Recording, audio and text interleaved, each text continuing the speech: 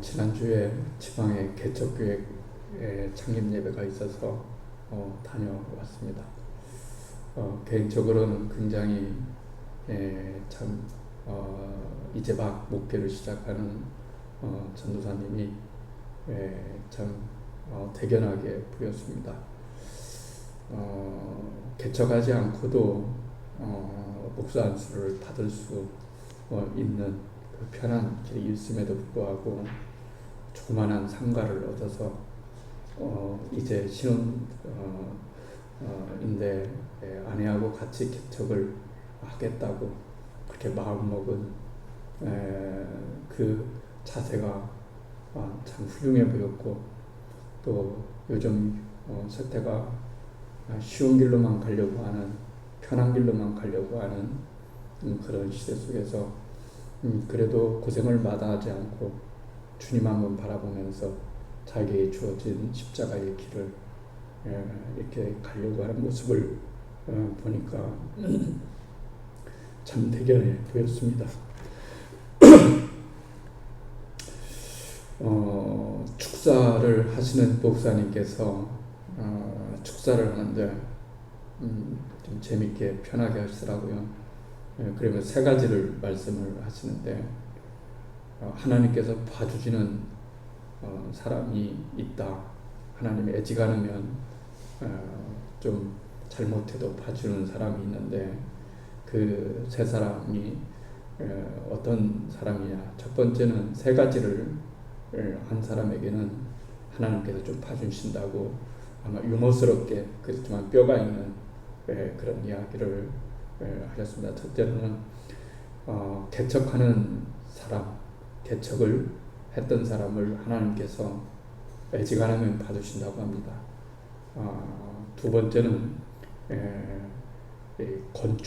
교회 건축이 어렵잖아요. 크든 작든 어려운 일이기 때문에 건축을 했던 사람들은 하나님이 좀 봐주신답니다. 그리고 세 번째는 3대가 목회하는 그런 가정을 하나님께서 사람을 봐주신다고 그러더라고요. 다들 웃었습니다. 그래서 저도 속으로 뭔 저런 인간적인 일이 있나, 하나님 그러시겠나 이렇게 생각하고 그냥 웃어 넘겼는데, 한 주간 시간을 보내면서 마음에 그 생각이 자꾸 들면서, 네가 정말 하나님이 인격적인 하나님이시라면 인격적으로 설득될 수 있고 또 설득도 하시고 또 우리 인간과 같은 그런 인격적인 마음을 가지고 계신 분이시라고 한다면 그럴 수 있지 않겠느냐 하는 생각이 들었습니다. 내가 하나님에 대해서 생각할 때 인격적인 하나님이라고 생각하면서 때로는 너무 인간적인 그런 부분들도 하나님께서 계시기 때문에 이 땅에 몸을 입고 인간으로 오셨음에도 불구하고, 또 주님께서 이 땅에 우리들에게 보여주신 많은 것들은 자로 되는 것이 아니라 잣대로 지어가지고 되는 것이 아니라 주님의 인격 속에서 주님의 인격 속에서 나오는 그런 관용, 사랑, 얼마든지 이해하고 또 받아들일 수 있는 그런 수용의 폭이 넓으신 분이셨음에도 불구하고 뭔가 모르게 경직된 하나님, 엄밀하게 따지시는 하나님, 또 잣대를 가지고 그 잣대에 벗어나면 별로 좋아하시지 않는 하나님으로 인식하지 않으며 살아가겠다고 하면서도 저도 모르게 그런 생각이 들어가 있지 않았는가 이렇게 생각합니다. 오늘 베드로 사도는 우리들에게 굉장히 좀 충격적인 얘기를 합니다. 지금이야 별반 많아지 않지만 2000년 전에 그런 말을 할 수 있다는 것은 성령이 아니고서는 하나님께서 말씀하라고 하시지 않았다면 이 말씀이 도저히 나올 수가 없는 거죠. 뭐라고 하냐면 너희는 택하신 족속이요. 거기까지는 이해할 수가 있겠어요. 우리 택하신 족속이니까요. 그런데 왕 같은 제사장이다. 너희들은 제사장이다. 이런 말에 하셨을 때는 굉장히 이건 의미가 달라집니다. 왜냐하면 2000년 전에 아시다시피 유대인들에게 있어서 뿌리 박힌 직업 또 서열 이런 것은 아무나 제사장이 결코 되는 것이 아니었고 그건 세습이었고 또 계속해서 제사장들 집안들이 이어져 오는 특수한 계층에 속한 그런 사람들이었는데 베드로가 이 통념을 깨고 너희는 왕 같은 제사장이다 이렇게 말을 한 것은 굉장한 일이라고 말할 수가 있습니다. 여러분 성경을 읽어보든 보지 않았던 때로는 우리는 그런 말을 들었습니다. 왕 같은 제사장이다 우리는 그랬어요. 그런데 그런 것보다 뭐 옛날에 제사장이 하나님께 제사 드렸으니까 오늘도 우리는 모두 다 하나님께 나와서 예배드리니까 뭐 제사장 그런 의미 정도 되겠지 하고 넘어가는 경우가 많이 있을 수가 있습니다. 그러나 제사장의 의미는 굉장히 다른 의미라고 말할 수가 있습니다. 하나님께서 그에게 권세를 주시고 특권을 주셨습니다. 그 영적 특권은 굉장한 것이라고 말할 수가 있습니다. 그러니까 여러분 한 사람 한 사람이 정말 제사장이라면 그 제사장에 걸맞는 특권과 권세가 여러분 가운데 있다는 것을 결코 잊어서는 안 된다는 것을 우리들에게 말씀해 주시고 있습니다. 하나님과 우리 사이는 어떤 사이였을까? 원래는 사이가 안 좋았습니다. 왜냐하면 우리 모두는 다 원죄를 가지고 태어나는 그런 사람들이었기 때문에 하나님과 불화한, 하나님과 화목하지 못한 그런 상태였습니다. 그러면은 여러분과 누군가 불화한 상태를 있다고 한번 생각해 보세요. 그러면 마음이 별로 좋지 않습니다. 저 사람하고 어떻게 해야 되나, 모르는 척하고 지내야 되나, 인연 끊고 지내야 되나, 아니면 내가부터 화해를 해야 되나, 어떻게 해야 되나 생각이 많이 납니다.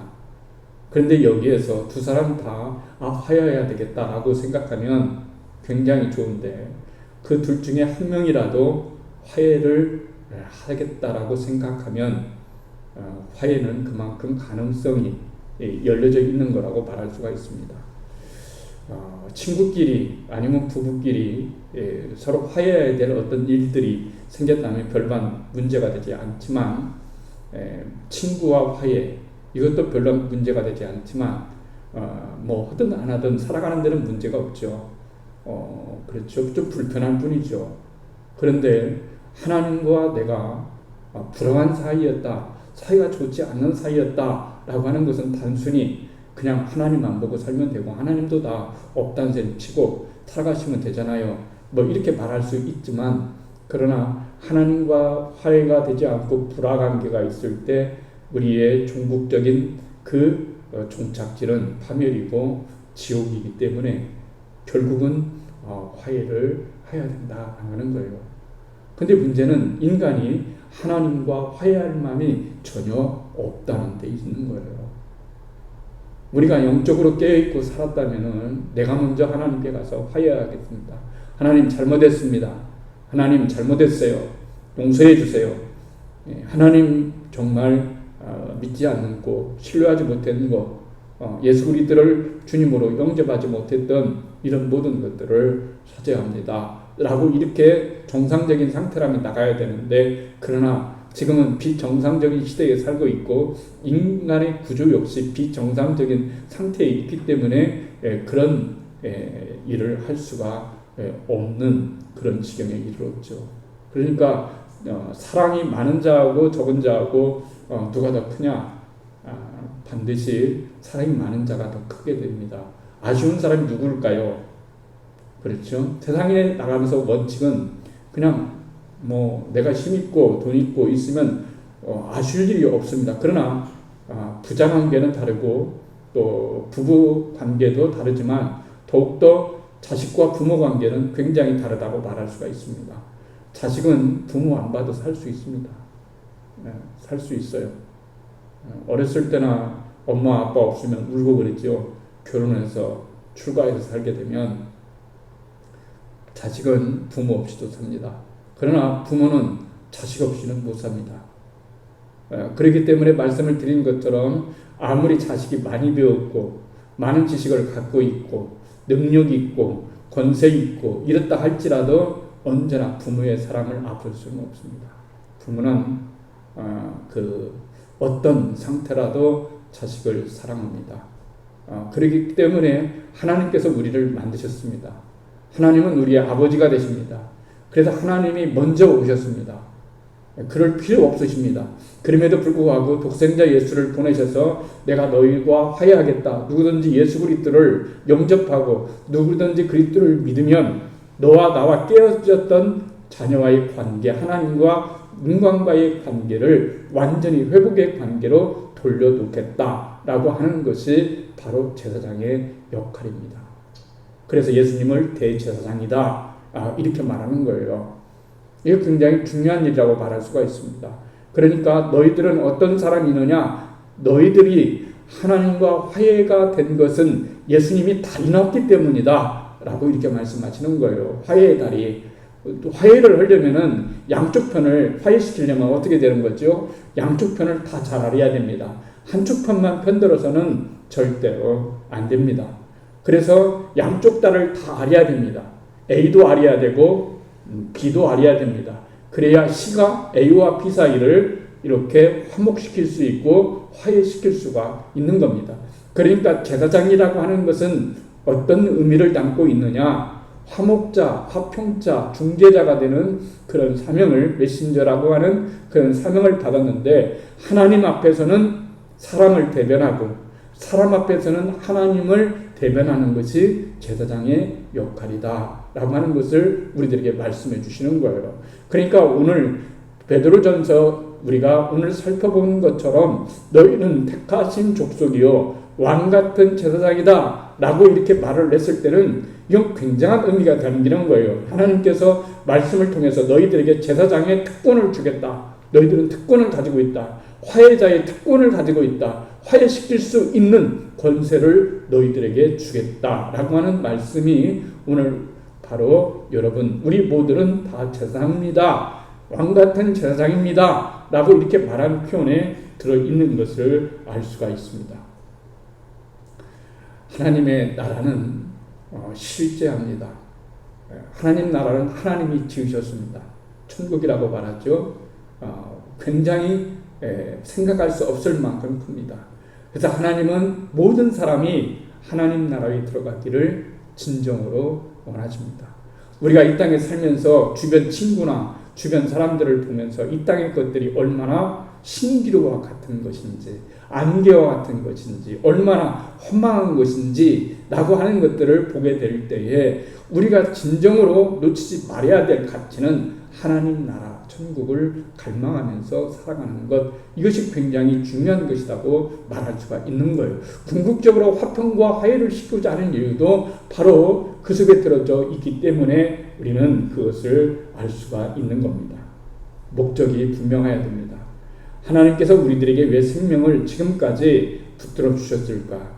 하나님은 오늘 밤에도 우리의 생명을 거두어 가실 수 있는데 왜 이 땅에 우리의 생명을 놓아두셨을까라고 했을 때 돈 많이 벌게 아니면 행복하게 아니면 능력 있게 살기 위해서 그런 것이 아니라 바로 너희들에게 이 사명, 직분자의 화목자, 제사장의 역할을 하기 위해서 너희들을 이 땅에 남겨놓았다라고 이렇게 주님은 말씀하시는 거나 마찬가지예요. 너희들은 화목자다. 중간자 역할을 할 수 있다.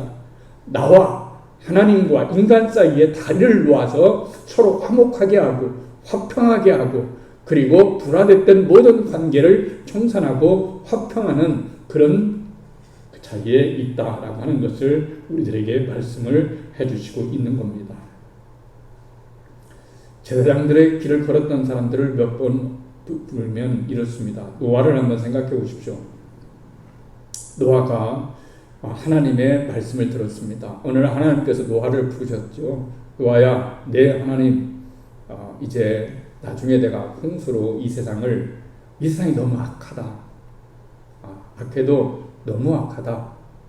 그러니 이 세상을 멸해야 되겠다. 방주를 지어라. 그리고 할 수 있는 한 많은 사람들을, 우리식으로 얘기하면 전도해라. 많은 사람들을 네가 살려라 이랬어요. 그래서 하나님께서 120년 동안 방주를 지켜 했어요. 왜 이렇게 오래 졌는가라고 하는 것은 바로 그거입니다. 하나님의 오래 참으심입니다. 하나님은 왜 지금도 오지 않으셨을까? 왜 이 불행한 세상을 아직도 심판하지 않으시는가? 라고 했을 때 중요한 것은 하나님은 지금까지도 우리를 참으시고 인간의 불의를 참으시면서 하나님의 사랑이 얼마나 큰가 하는 위대한가, 그리고 하나님이 얼마나 우리를, 인간을 사랑하시며 구원받기를 원하시는가 하는 것을 계속해서 우리들에게 역설적으로 보여주는 일이라고 말할 수가 있는 거죠. 노아를 하나님께서 부르셨어요. 그래서 말씀하셨습니다. 방주를 지어라. 그래서 한편으로는 방주를 짓고 한편으로는 말을 했어요. 여러분, 정말 언젠지는 모르지만 언젠가는 하나님의 심판이, 물로 홍수가 나서 이 세상의 모든 것들을 휩쓸어 갈 때 살 수 있는 길은 방주에 들어가는 일뿐입니다. 우리 함께 방주를 지읍시다. 그리고 방주에 들어갑시다. 라고 이렇게 했지만은 사람들은 웃었어요. 비웃었어요.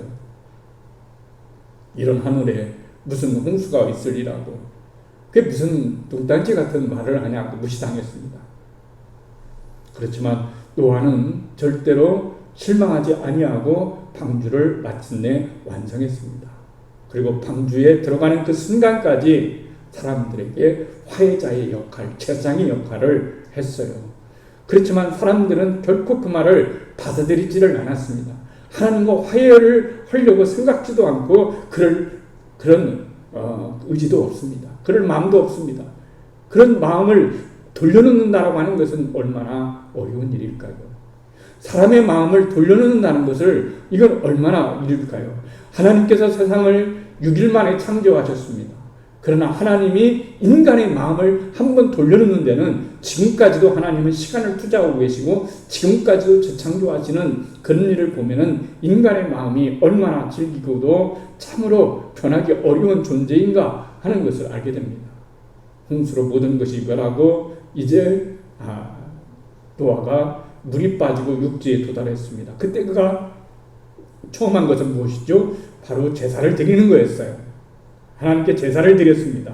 그랬더니 하나님께서 그 제사를 받으시고 내가 다시는 물로 이 세상을 심판하지 않겠다라고 이렇게 말씀하시면서 하나님께서 노아에게 그런 놀라운 은혜를 베풀어 주신 거예요. 그러니까 노아가 하나님 앞에 제사장 역할을 했을 때 그 제사장 역할 속에서 무엇을 얻었나요? 인간을 다시는 물로는, 홍수로는 결코 멸망치 않겠다, 화를 내지 않겠다, 노하지 않겠다라고 이런 확답을 얻어낸 것이 바로 노아의 제사장적 역할이라고 말할 수가 있습니다.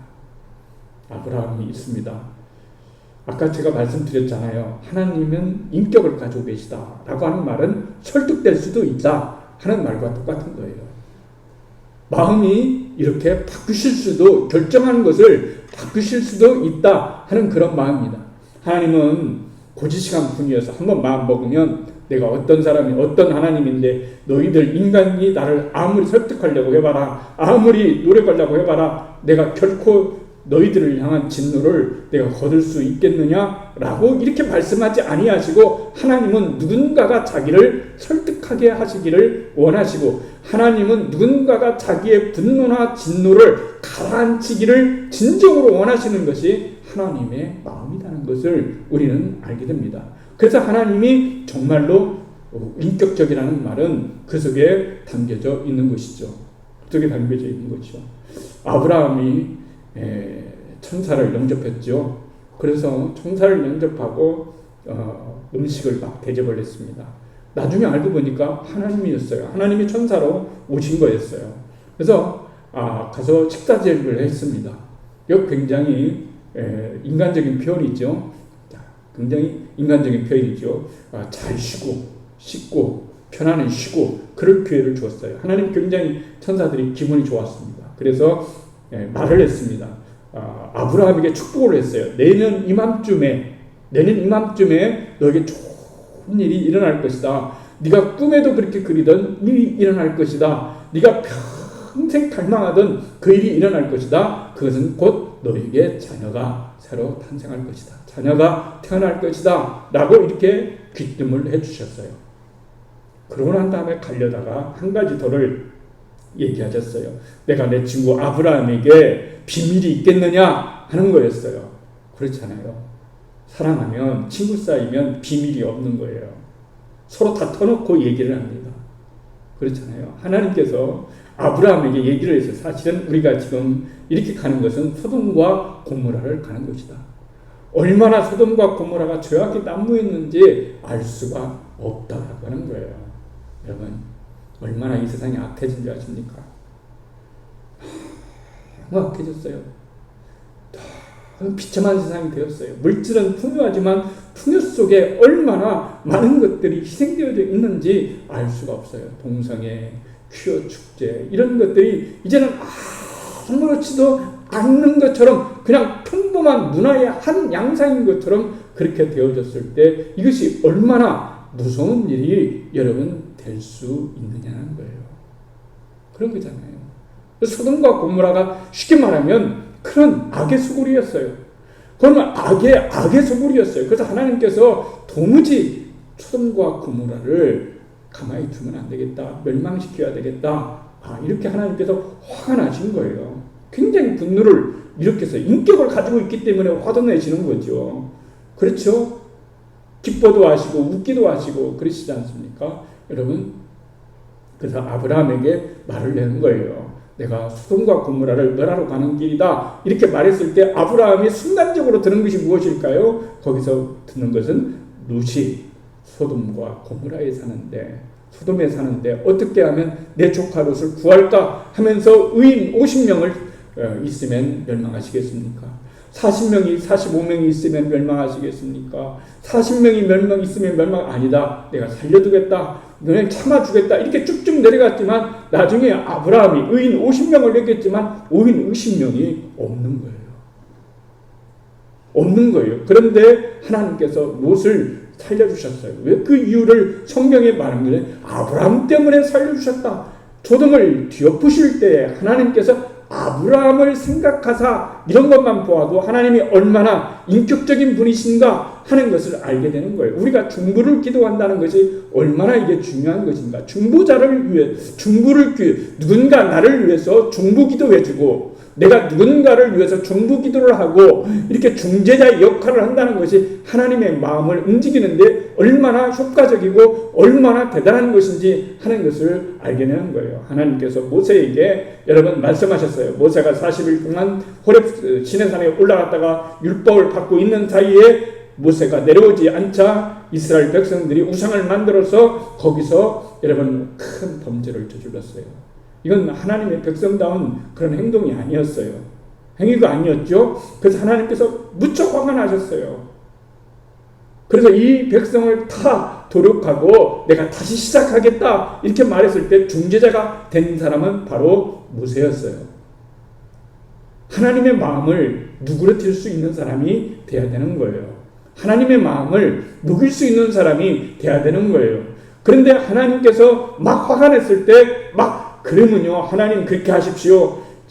그렇잖아도 저도 못 살겠습니다. 이 백성 이 민족 정말 제가 그렇게 모든 걸 바쳐서 이렇게 인도했는데도 늘 없는 불만, 원망, 분노, 짜증, 이런 것만 나한테 내는데 도무지 제가 어떻게 인도할 수가 없습니다. 하나님 그렇게 해주시죠. 라고 이렇게 말하지 아니하고 그 참 어이없는 백성들을 위해서 모세가 하나님 중보기도 중재자 제사장 역할을 한 거예요. 하나님 제발 저들이 못난 거 인정합니다. 나쁜 거 인정합니다. 그렇지만은 여기에서 저들을 멸하신다면 세상 사람들이 결국은 애굽에서 빼내더만 죽이려고 그랬구나 라고 이렇게 하나님께 오해가 되지 않겠습니까? 그러니까 하나님 용서해 주세요 라고 이렇게 하면서 만약에 용서해 주시지 않는다면 하나님의 생명책에서 제 이름을 걷어주세요 라고 이렇게 말하니까 하나님의 마음이 누그러지는 거예요.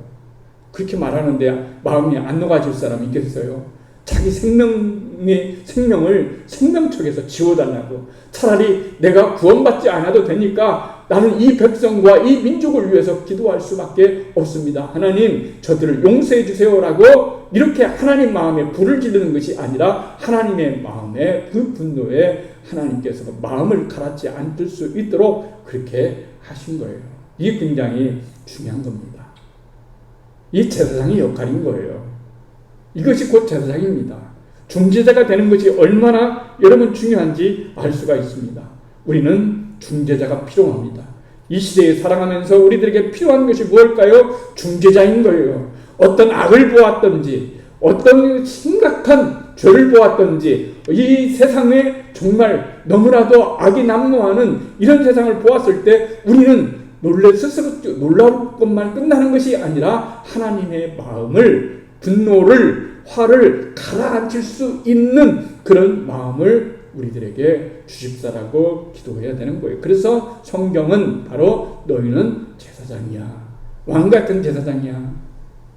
이놈아, 네가 무엇인데 나한테 중지하는 거야? 네가 무엇인데 나한테 이렇게 하지 말라 해라, 봐달라 안 봐달라 이러는 거야. 이렇게 말씀하지 아니하시고 오늘 성경에 나온 것처럼 너희들은 제사장이다. 왕같은 제사장이다. 하나님과 사람 사이, 하나님과 인간 사이에 화해를 시키고 중재를 시키고 그래서 살려내고 하나님을 기쁘시게 하고 사람을 정말로 살릴 수 있는 그런 역할을 하는 사람이 무엇이냐면 바로 제사장이야. 이렇게 말하는 거예요. 그러니까 우리 모두는 제사장이 되어야 되는 거예요. 그리고 우리 모두는 제사장이에요. 그리고 하나님께서 그 제사장의 권세를 우리에게 주셨어요. 그래서 하나님의 마음을, 하나님의 분노를, 하나님의 화를 누구르뜨리고 인간을 살릴 수 있고 내 가정을 살릴 수 있고 우리 교회를 살릴 수 있고 우리의 사랑하는 사람을 살릴 수 있는 그런 놀라운 일이 뭐냐면 바로 제사장의 역할이고 중재자의 역할이라는 것을 우리들에게 말씀해 주시고 있어요. 너희는 왕같은 제사장이다 라는 사실을 꼭 기억하셨으면 참 좋겠어요. 우리는 하잘것없는 존재로서 그냥 끝나는 것이 아니라 목사님만 제사장이 아니고 사역자만 제사장이 아니고 너희들 예수 그리스도를 믿는 너희 모두는 무엇이냐? 왕같은 제사장이다. 너희들은 중재자들이야. 하나님과 사람 사이를 화해시키고 그리고 화평시키게 하는 그런 놀라운 사람이야. 서로 사랑하게 만드는 그런 놀라운 중재자의 역할을 하는 사람이 바로 너희들이야. 이 중재자의 역할을 이 땅에 우리가 살아낼 수 있어야 되는 거예요. 그래야 이 땅에 살고 우리의 가정에 살고 우리의 자녀가 살 수 있는 것은 바로 우리가 중재자의 역할을 잘할 수 있어야 되는 겁니다. 하나님은 그 중재자의 역할을 받아주시겠다고 말씀하셨습니다. 이 놀라운 복음이, 이 놀라운 은혜가 우리들 가운데 언제나 실현되고 하나님의 은혜가 충만하기를 주의 이름으로 축복합니다.